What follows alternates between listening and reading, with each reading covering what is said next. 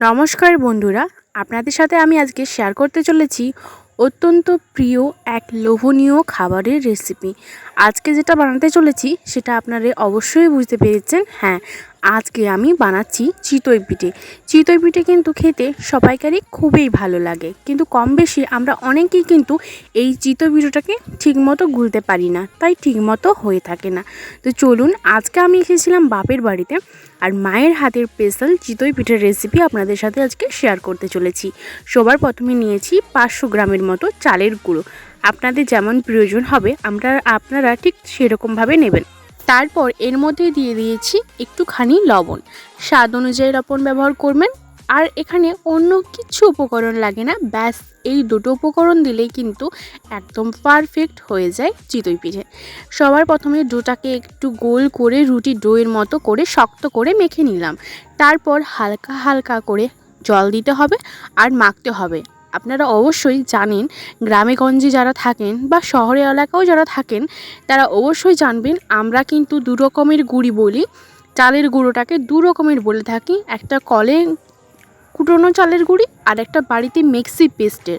যদি মিক্সির পেস্ট হয় সেটা কিন্তু অন্য রকমভাবে গুলতে হয়, আর যদি কলের পেস্ট হয় সেটাও কিন্তু অন্য রকম। আজকে কিন্তু আমি কলের পেস্টটাকে নিয়ে ব্যবহার করছি, তার জন্য কিন্তু গরম জল ব্যবহার করছি না।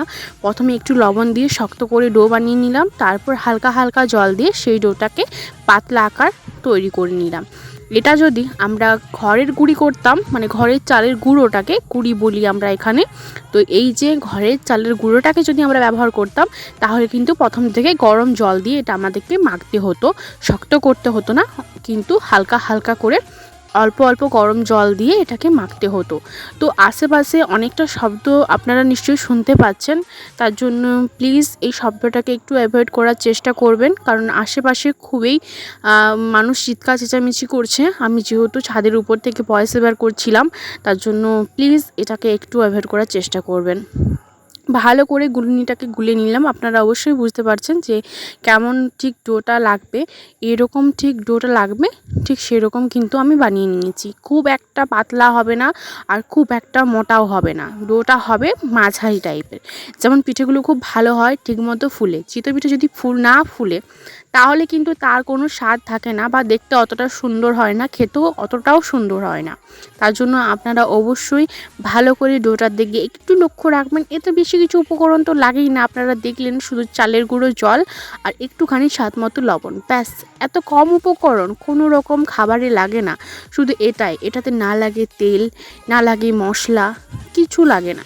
এটা খেলেও কিন্তু কোনো শরীর খারাপ হবে না, সে বাচ্চা বয়স হোক বা বড় বয়স হোক বা বৃদ্ধ হোক, সব মানুষই কিন্তু এই রেসিপিটা অবশ্যই বাড়িতে একবার ট্রাই করে খেতে পারেন। এখানে নিয়ে নিয়েছি আমি কড়াই। আপনারা সকলেই জানেন যে এই রকম মাটির কড়াইতেই কিন্তু তৈরি হয় চিতই পিঠে। চিতই পিঠের এটা হচ্ছে কড়াই, আর ওটা হচ্ছে টোপরোর, মানে ঢাকনা, যেটা ঢাকা দিয়ে দিয়ে পিঠেটাকে বানাতে হয়।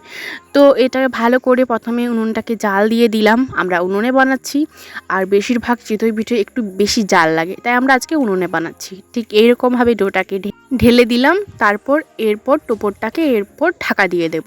তারপর একটুখানি দিয়ে দিলাম উপর থেকে জল, একটুখানি আঁচ দিয়ে ভালো করে সেদ্ধ হওয়ার পর 10 মিনিট 5 মিনিট পর খুললেই দেখতে পাবেন চিতই পিঠেটা কিন্তু এরকমভাবে ফুলে এসেছে। যদি না ফুলে তাহলে আর একবার ঢাকা দেবেন, একটুখানি জল দেবেন, তাহলেই তৈরি হয়ে যাবে।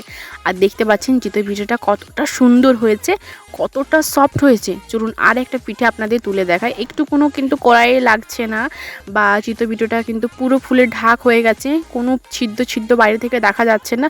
এটা কিন্তু উপরের ঢাকটা খোলার পরেই কিন্তু ভিতরের ছিদ্রটা দেখা যাবে। আপনারা দেখতে পাচ্ছেন পেছনে একটুখানি কালো হয় না, অনেকে পিঠে করতে গেলে পেছনটা কালো হয়ে যায়, তারপর খেতে ভালো লাগে না, হাতে কালি হয়ে যায়, অনেক রকমের প্রবলেম হয়, কিন্তু সেসব প্রবলেম আমার কিছু হয়নি।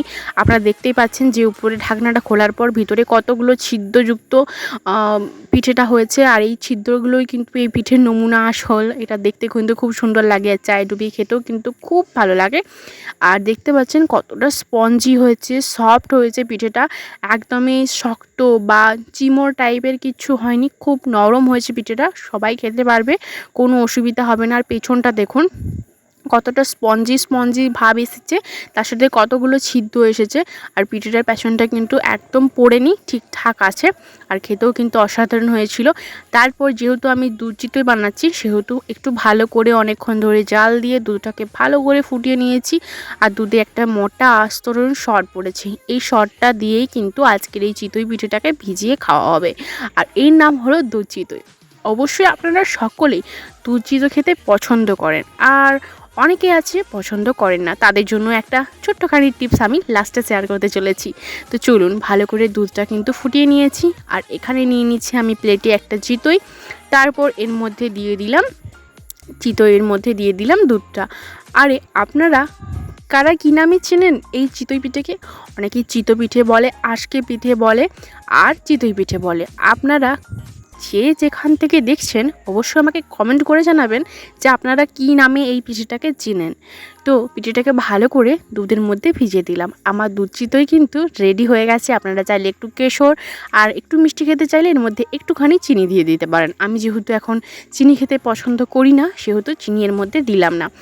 আমার তৈরি হয়ে গেছে দুধ চিতই। আর আপনারা যারা দুধ চিতই খেতে পছন্দ করেননি, তাদের জন্য স্পেশাল চা। আপনারা চাই ডুবিয়েও কিন্তু এই পিঠেটা খেতে পারেন। অবশ্যই খুব ভালো লাগবে। আজকের মতো বিদায়, পরবর্তী কোনো এক ভিডিওতে আবার দেখা হবে। যদি ভিডিও ভালো লেগে থাকে, like, comment, share and subscribe. আমি মধুমিতা, আপনারা দেখছেন মধুমিতার রান্নাঘর। আজকের মতো টাটা, বাই বাই।